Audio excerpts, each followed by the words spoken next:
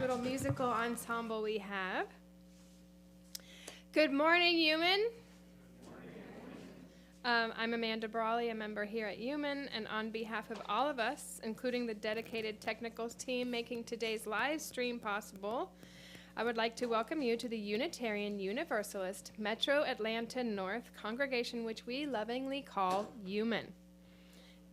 This morning, we welcome our guest, the Reverend Deborah Bennett from Emerson in Marietta, because today is Reverend Dave Dunn's birthday. Happy birthday, if you're out there watching. Okay.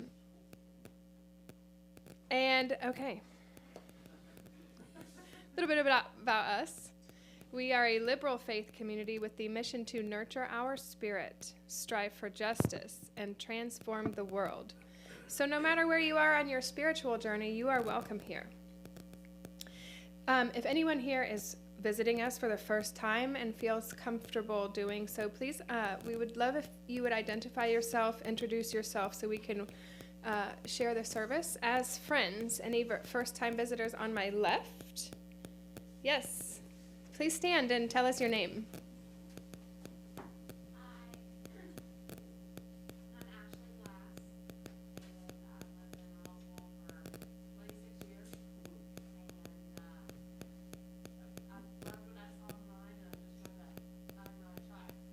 Yay! Welcome.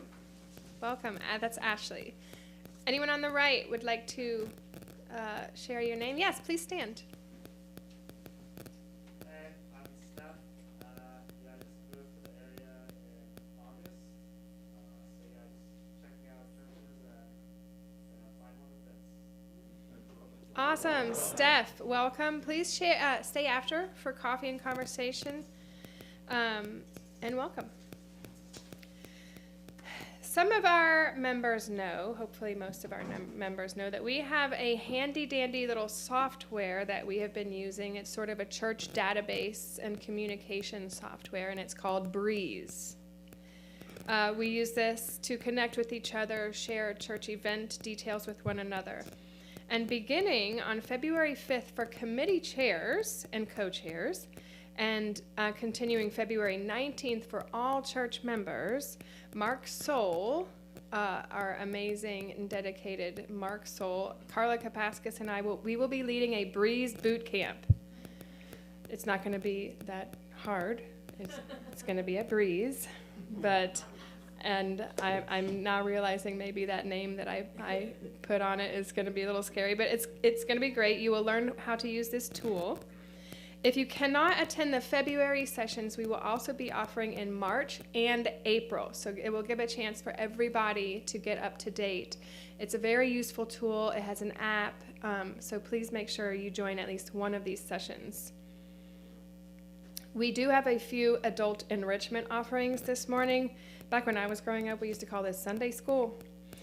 After this service. So there is Sunday service reflections, where we reflect on what we took away from the sermon. That will be downstairs. And if you don't know where that is, somebody will direct you, but there are some stairs towards the back. And that is going to be in Fellowship Hall Room 3. So you'll go downstairs and look for Room 3 on the door. We have a new group starting, UUMAN knitters, crocheters, and needle crafters. That will be downstairs in room 1. And 30 Days of Love is another offering that we have, Sunday school offering we have, and that's going to be downstairs in room 2. And again, we invite you to chat and share a cup of coffee or tea with us, and directly after the service. We are also now offering playgroup for children during the service time in Discovery Hall, which is the other building on campus. And in case you would like to enjoy the service without kids, and they also have the Sunday school offerings after the service. Thank you for being here, and again, welcome.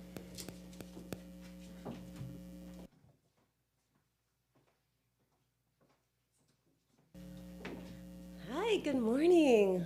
Wow, you are stuffed in here. This looks fun.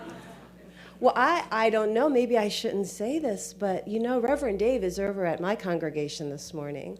So he's having a happy birthday over there. We did a little thing called a pulpit swap. And to be clear, we are your neighbors. So I hear this thing about loving your neighbor, so I'm expecting some good loving today, okay? All right, all right. Yeah, I like, and you know, we do call and response. So if I say something you like, you just say like, you know, amen isn't always good. One time I read online, someone was like, you know, the amen thing doesn't quite work for me, but it's the 21st century, so we're going to just say send. So you're invited. If I say something that you kind of like, you can just yell out send, and it will go off into the universe, and we will be there. So thank you, though. Thank you for having me. And it is a joy to be able to be in a faith that allows for this pulpit swapping. You know, there is such a thing as power of the pew, power of the pulpit and the pews, sharing from each other. So whatever I say up here is really just my opinion. And it's no greater an opinion or more important than what you have to say about the topic. I'm just kind of introducing the topic today. And today's topic is all about fierce love. So I think we're going to have a good conversation. And I want to start with a prayer this morning. This is adapted. The author is unknown of this prayer, but please join me if you would like. Dear one who has so many names, and who's known by multiple definitions, and whose very existence is in deep question. Dear to whom it may concern. I want to tell you that so far today I've done all right. I haven't gossiped. I haven't lost my temper. I haven't been greedy or grumpy or nasty or selfish or overindulgent. In fact, I think I've done a pretty good job at loving everyone I have been in contact with today. And I'm really glad about that. But dear God, Spirit of life, unknown source of myself, in a few minutes I'm going to get out of bed. And from then on, I'm going to need a heck of a lot more help. So may we all be that help for each other that we need this day and every day to practice our loving. Thank you. I think we do music now? We laid a chalice.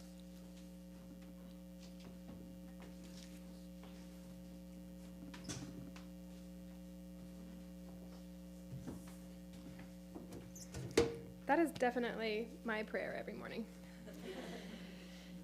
May we light this chalice to remind us of the power and beauty of balance and contrast. It is darkness that can make the flame of a single candle so powerful, and light that deepens those shadows in turn. A chalice flame is the meeting point, and the union of the refuge, safety, and incredible beauty of darkness, and the warmth, the assurance, and the joy of light. May this act of lighting our chalice remind us that we are stronger together in all the complexities and the disagreements of relationship, because we are different and because we are one.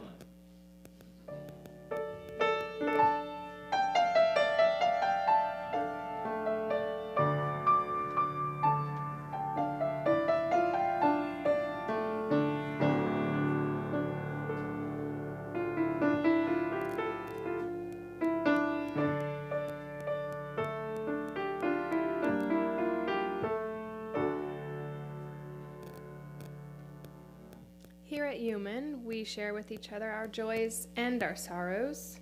If you are so moved, please feel free to come forward, drop a pebble in the bowl of water, and while wearing your mask, express a joy or sorrow that you may have and would like to share.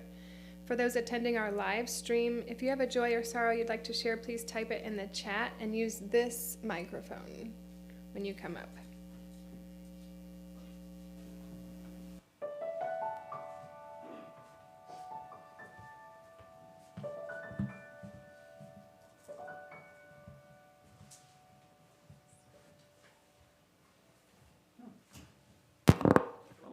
Okay, I won't touch the mic.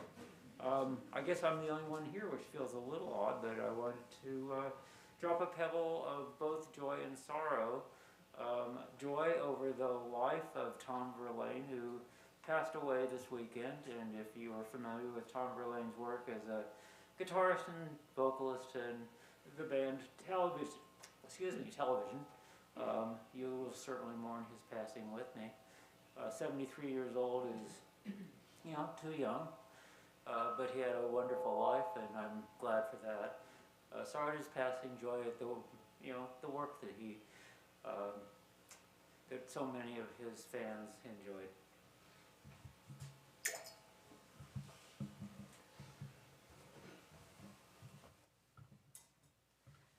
My name is Kelly Callan. I'm a member of UUMAN, and I'm lighting the shells.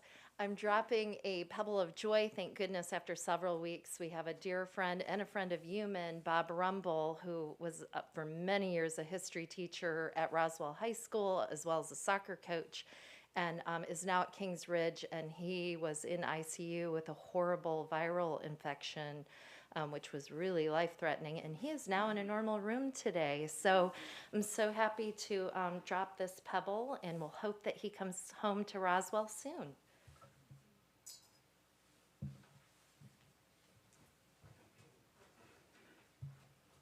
Hi, good morning, everybody. My name is Jeremy. So I've got some pretty good news to share with you guys this morning.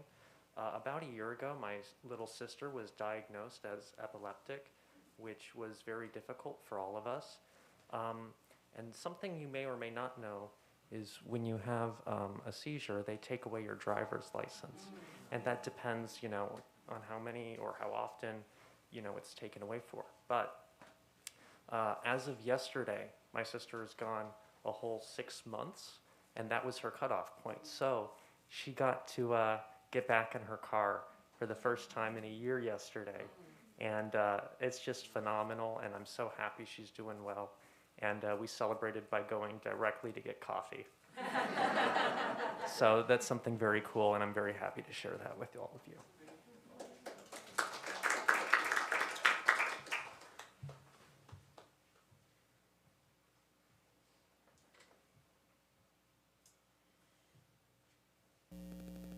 Monique Williams, I'm looking at the online chat, is also celebrating a birthday today. Happy birthday.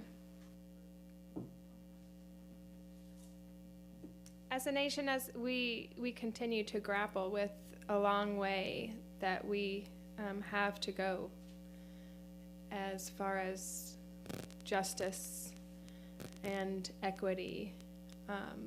So I'm dropping a pebble of sorrow for that as we get more news out of Memphis. And one final pebble for those joys and concerns and sorrows that we cannot share yet.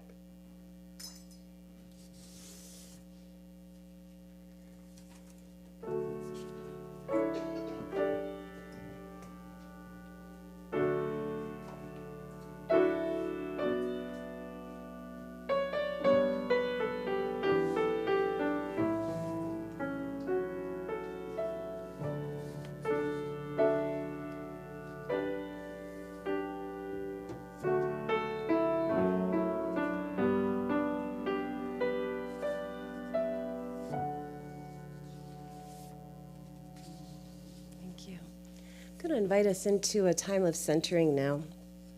This is a time, I often call this the time of pause.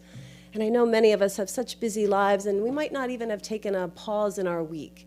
So I hope that you allow yourselves, as you choose to come into a congregation on a Sunday morning, consciously choose to say, yeah, I'm going to take a moment to just pause, put down what doesn't need to be held. So if you're somebody that's comfortable with eyes closed for a centering, please feel free to close your eyes. If that's not comfortable for you, just maybe have your eyes gazing down as a way to bring your awareness and your attention more inside your body, inside your breath. And the breath is always a wonderful place to start. Taking a breath that you allow yourself to notice. All day, every day, breaths are happening in our lives, in breath. and out breath. We rarely take a moment to be present for once. Go ahead now and allow yourself to be present from the very beginning of a breath.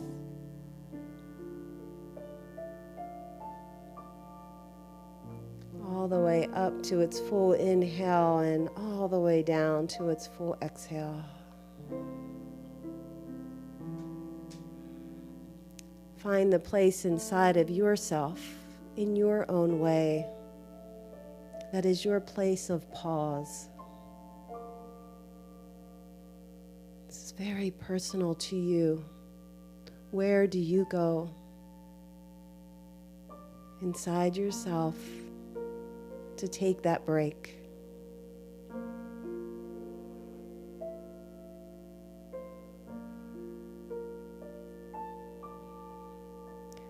On the next breath or two, I'm going to invite you to also bring that breath into the fullness of your whole body. So that might cause you to sit up more or even stretch. Feel free to do that.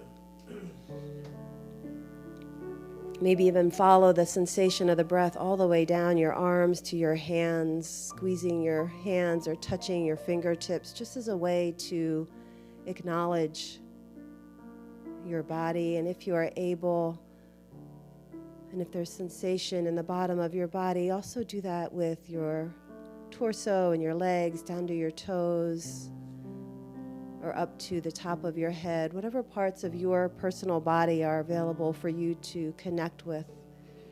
Take the next 2 breaths.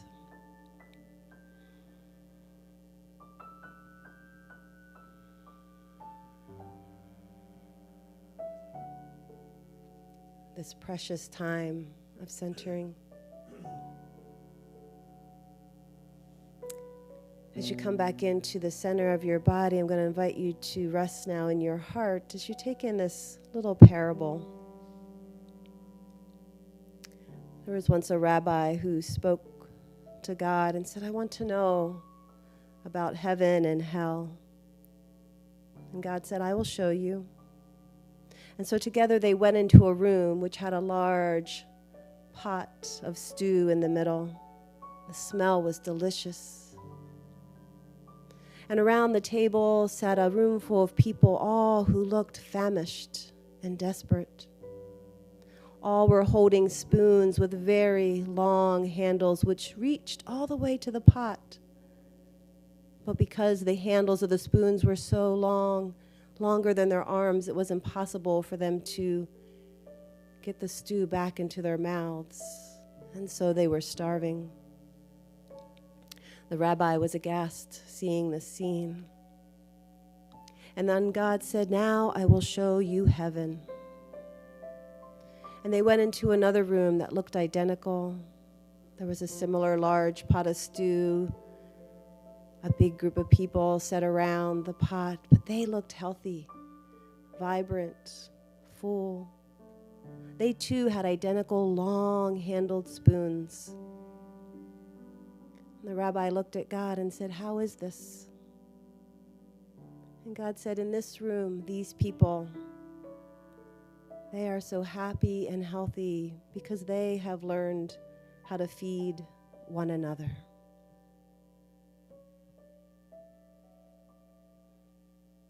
So take this moment as you pause. Feel inside yourself the ways you feed yourself and each other.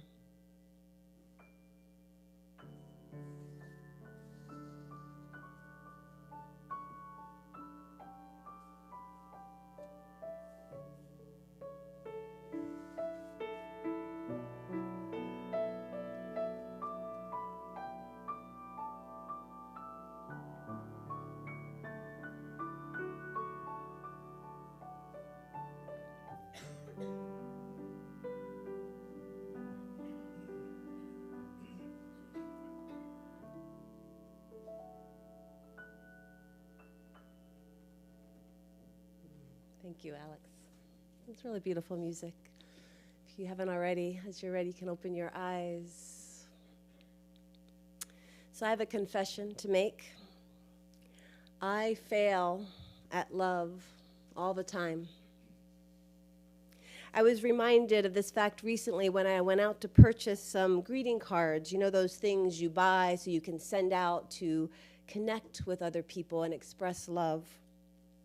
Well, on this day, I pulled into the Crystal Shop, one of my favorite places to buy greeting cards, and I saw a woman standing in the empty parking lot. She looked distraught and disheveled. She had a small backpack on her back. And she watched me as I pulled in, and she began to speak, looking in my direction.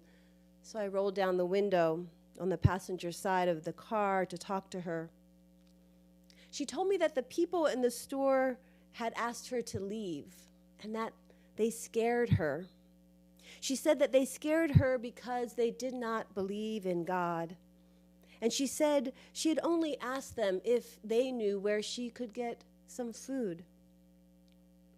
I said that I was sorry she had that experience of feeling afraid and that I knew that there were a few restaurants right down the road. She looked at me. She was kind of puzzled that I did not immediately understand what she meant. And so she added, "Oh, I know.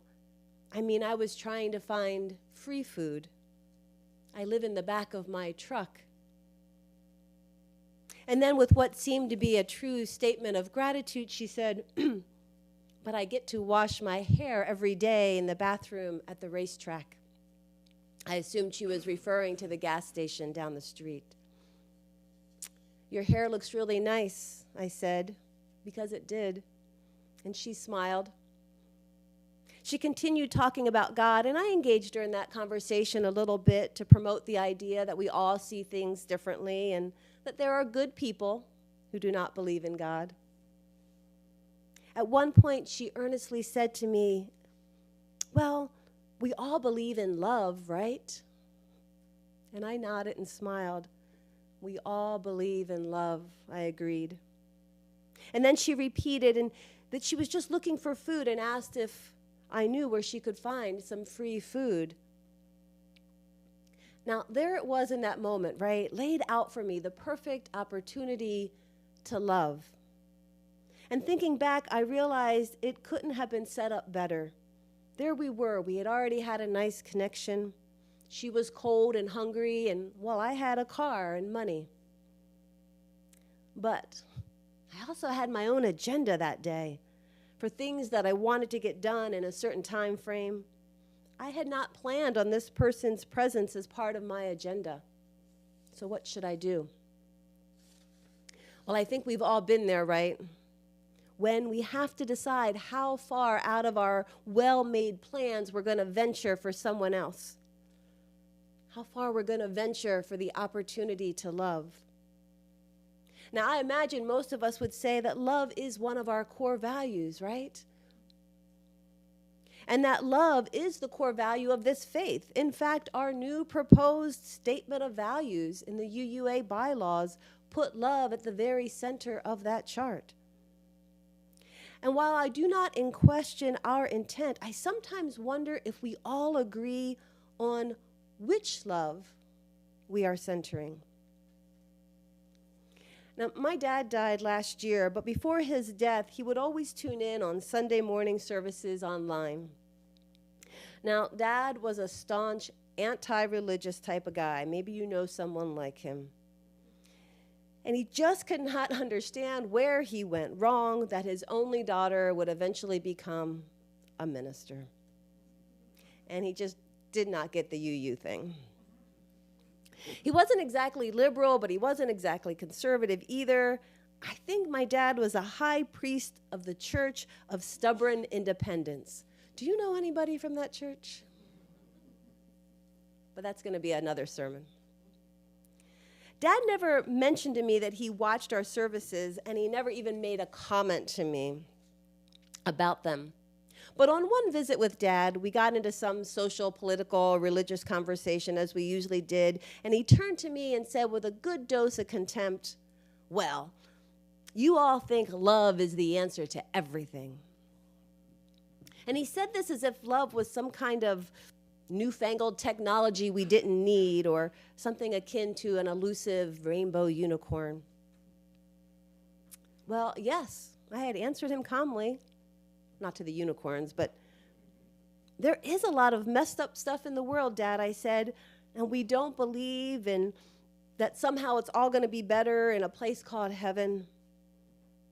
But we do believe that love can make a difference right here, right now, where we are. He just shook his head and walked away. It was sometime later that I realized I had not been fully clear with my dad. Yes, love is the center of this faith, but which love did I mean? Which love do we mean when we say that?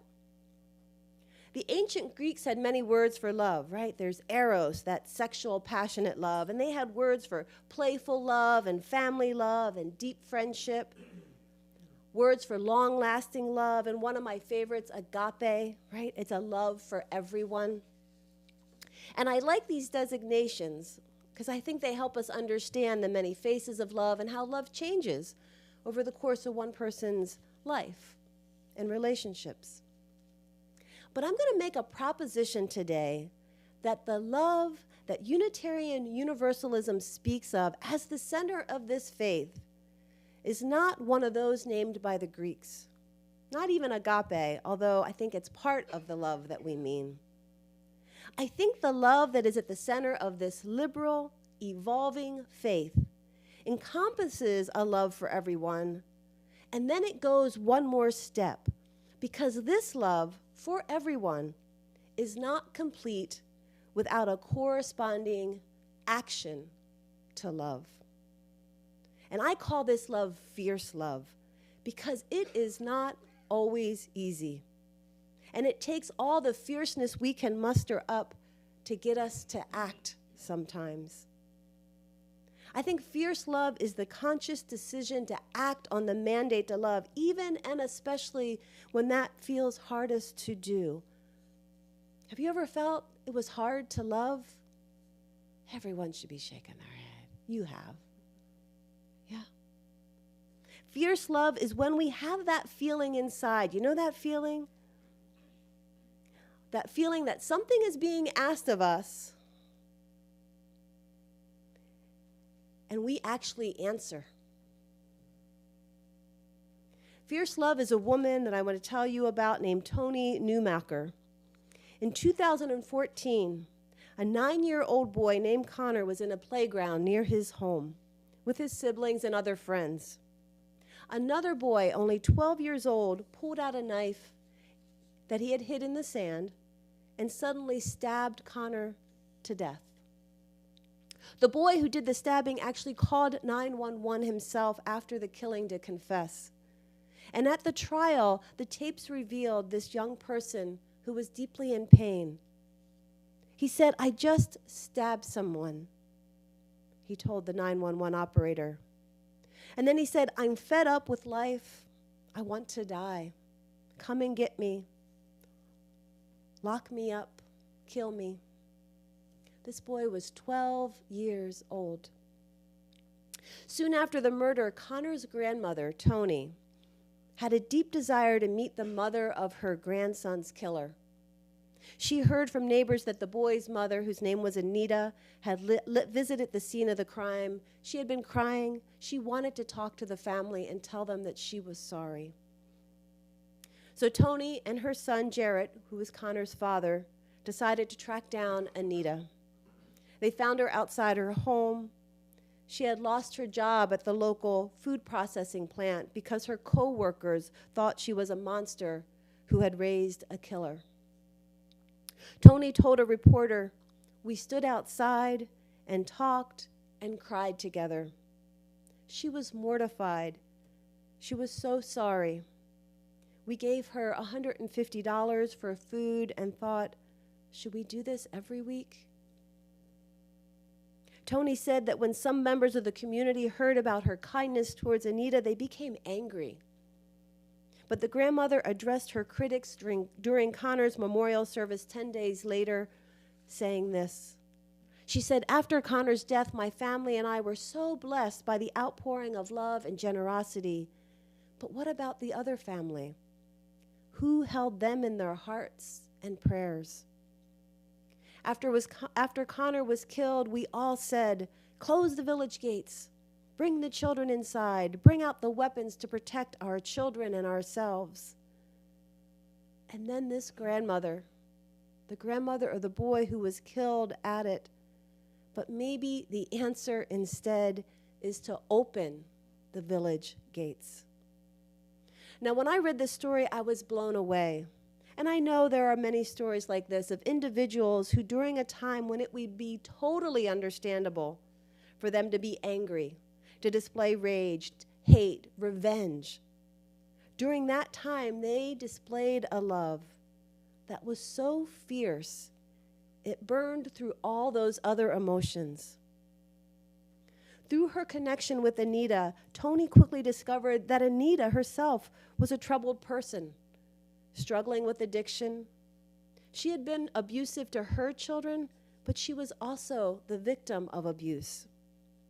So Tony decided to try to replace some of that pain in Anita's life with love. Instead of hating the family of the person who killed her grandson, she brought them groceries and gave Anita rides to the prison so she could visit her son. In Tony's words, "No matter what she did, I knew I needed to see her through the eyes of compassion and love. We need more compassion in this world so that we can become all that we are meant to be. Really, who needs more hate?"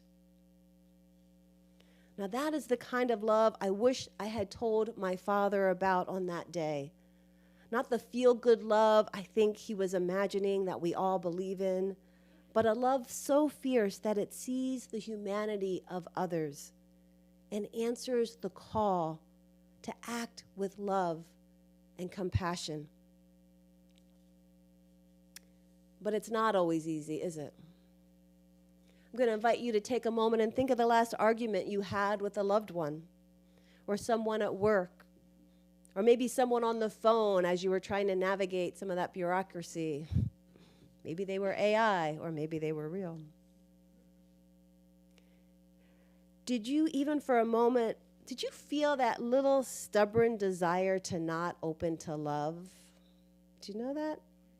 It's like moment inside you, there's a sensation inside you, and you kind of feel like, I don't want to be nice right now. I could be mean. That would kind of feel good in this moment. Anybody? I'll never see that person again. I'm going to just yell at them. Can't do anything about it, but I'm going to yell at them.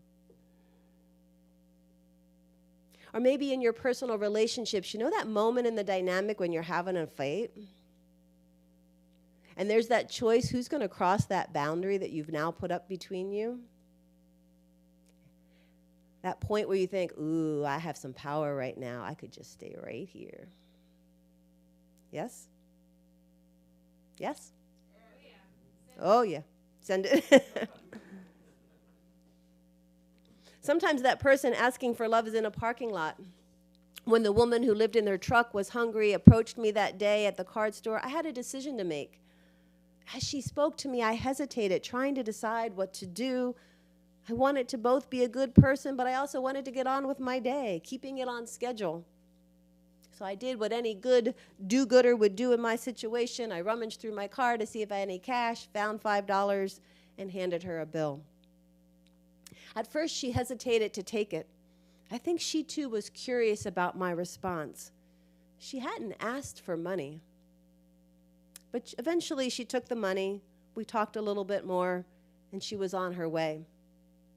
I went into the store. Turns out they didn't have the cards I was looking for, and I came back out with this sinking feeling in my gut that my choice was maybe a little less than loving. Would it have been so hard for me to have invited her into my nice warm car, maybe driven her down to Chipotle and had a burrito together? I knew I had missed an opportunity, and I got in my car and I drove down the street to try to find her. Sadly, I never did. I truly feel that I failed love in that moment. What glorious connection could have happened as we shared stories of our lives, sitting and talking for just a half hour or so? It's kind of funny that I rushed her off so I could go into the store to buy cards to send to people to express love. Think about that. Now, some people are going to say, oh, Deborah, don't be so hard on yourself. You can't take every person who lives in their truck out to lunch every day, which is true. But every person who lives in a truck didn't ask me. And even this one person didn't ask me every day. Whether during situations like that day or moments in our relationships when we choose to hold back connection, the question remains, what keeps us from love? Why does it feel so hard sometimes? Rumi, I always turn to Rumi in these moments. Rumi, the great Sufi poet, offers this. He says, your task is not to seek for love, but merely to seek and find all the barriers within yourself that you have built up against it. Fierce love is an action word. It is the action we take for others, and it's the action we take within ourselves to prepare ourselves to be loving. It doesn't just happen. I believe Rumi is right that we must first find and deconstruct those barriers. So what are the name of your barriers, right? What keeps you from love? You can feel them inside. That's why those moments of pause are so important. When we keep ourselves busy, we can just skim right over life. We can talk a nice conversation about life. Take a pause, take a breath, see what comes up. And often what we feel is these barriers to love. I know one of mine, maybe one of yours, is simply called fear. Being boldly loving sometimes just feels scary. What if these people don't like me? What if I mess up? What if I say the wrong thing? What if it's not the right thing to do? Maybe it's just better for me to stay over here. We like to say that this is an evolving faith and that we hold that revelation is ongoing. And I think this is true. But it's not just theological revelation. It's not like, oh, wow, I just had an insight. Let me share it with you. We need to make this an evolving faith, meaning that you and I, and even you, Alex, we're all evolving. We're all changing. We're all putting in conscious effort to find the barriers that are preventing that. To be a Unitarian Universalist requires that we fiercely remove those barriers inside ourselves to do the inner work so that we can go out into the world and do the work we want to do. Otherwise, we're not going to do it. Those situations are going to come up and we are going to collapse and go into the card store and buy a card. Feel good about sending it. The young boy who killed Tony's grandson was so hurt and abused that he wanted to die. His mother, Anita, had been abused and unloved, and Tony's answer was to cross the road.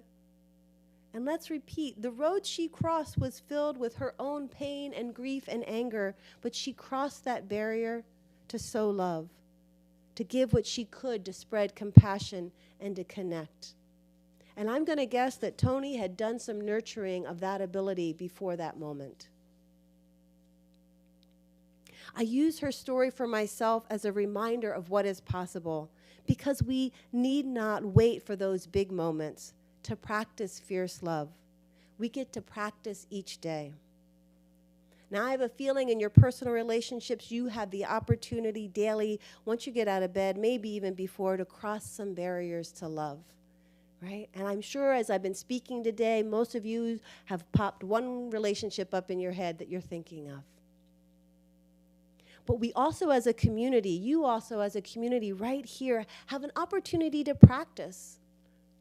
A question I have for you as a community, UUMAN, is why do you come here on Sunday morning? Do you come here to get a little inspiration, check worship off your box, maybe the coffee's good or not? The muffins, something. Does anybody have good coffee in their congregations? We'll talk about it later.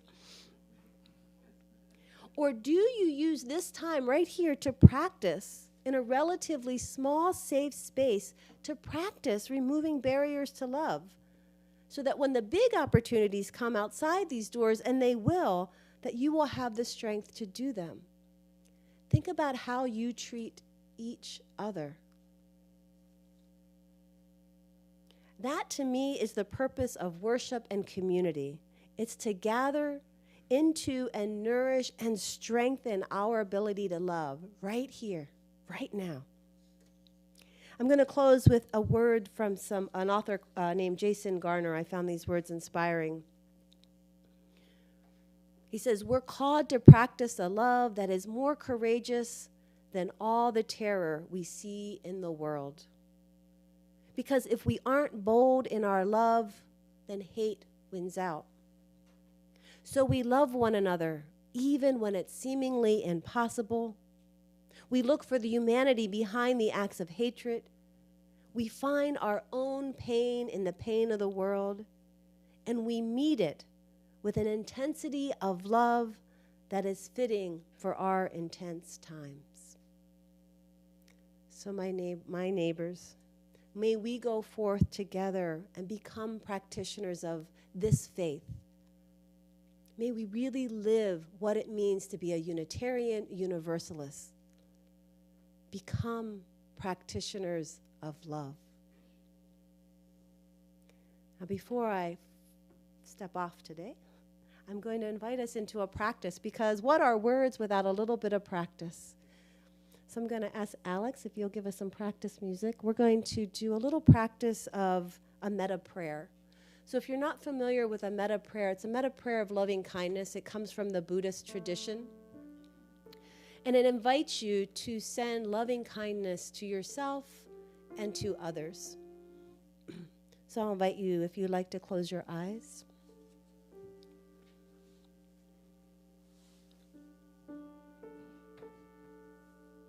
First part of a metta prayer is always sending loving kindness to ourselves. So I'm going to invite you to take that breath or two again.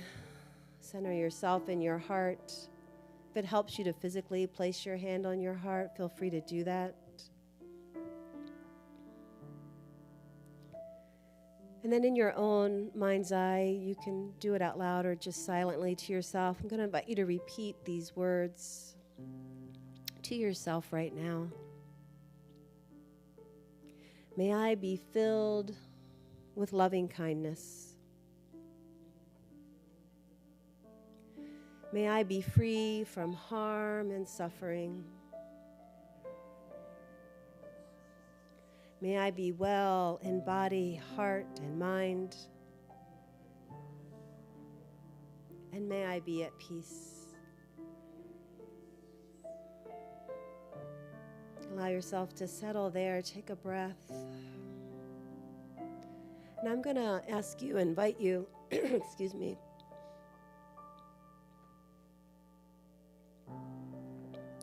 Invite you to think of somebody right now whom it is easy to love. Somebody in your life that you just smile at the thought of them. And imagining them in front of you right now. Go ahead and take a moment. And it can be more than one person if you like. Imagine that person or persons in front of you right now and say this to them. May you be filled with loving kindness. May you be free from harm and suffering. May you be well in body, heart, and mind. And may you be at peace. And just sending them energy from your heart to theirs, trusting that even at a distance they can feel it.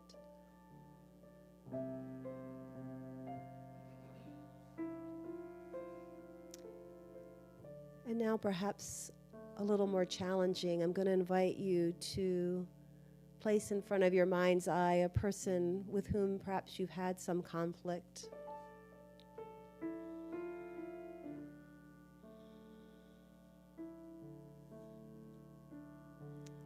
It's usually pretty Pretty good idea to pick that first person that comes to your mind, even though you might say, oh, not them.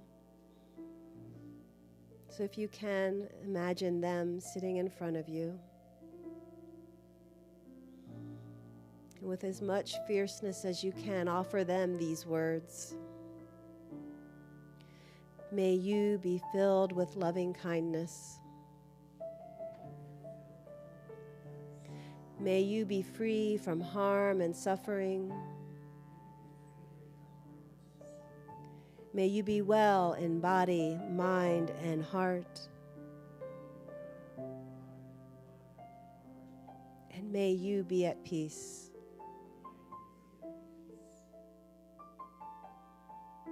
And see if you can remove some of the barriers between you, sending them loving energy from your heart.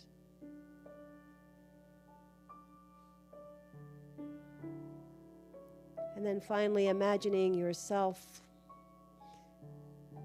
out amongst into the world.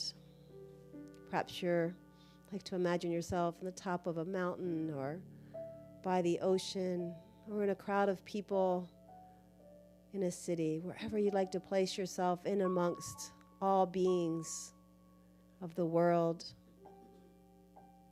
Take a moment, look around, see them, the birds, the trees, the humans, all here interconnected. And we're going to send them this prayer of loving kindness. May you be filled with loving kindness. May you be free from harm and suffering. May you be well in body, heart, and mind. May you be at peace.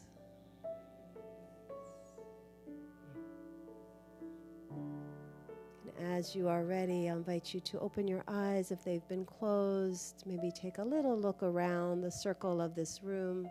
And just with your eyes, send a little prayer of loving kindness to this community that you have consciously chosen to be part of. And I wish you all many blessings as a community, as Unitarian Universalists, to be neighbors and to spread this love. Blessed be. Amen. And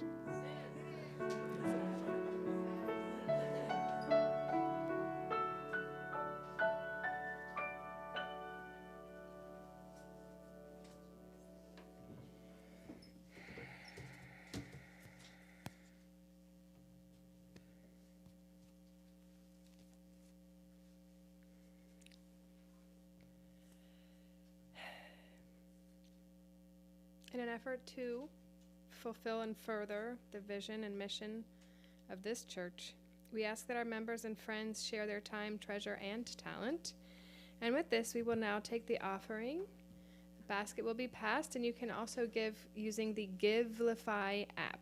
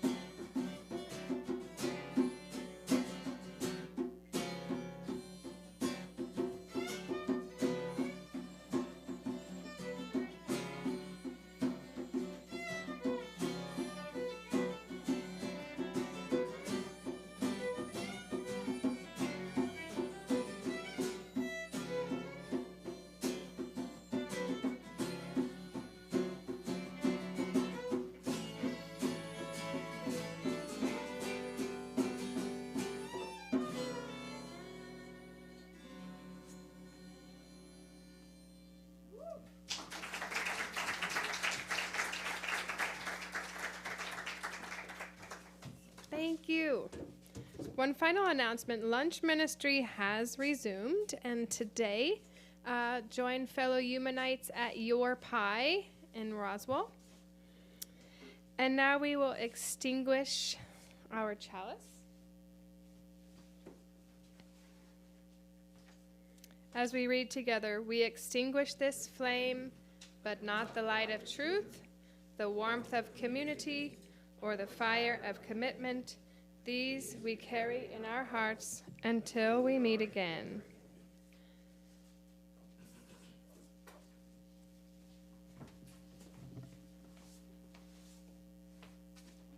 Thank you. I'm just going to offer these closing words as we part today. These are from the great novelist Walter Mosley, who once said, "We are not trapped or locked up in these bones. No, no.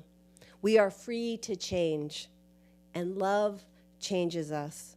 And if we love one another, we can break open the sky." May it be so. Blessings.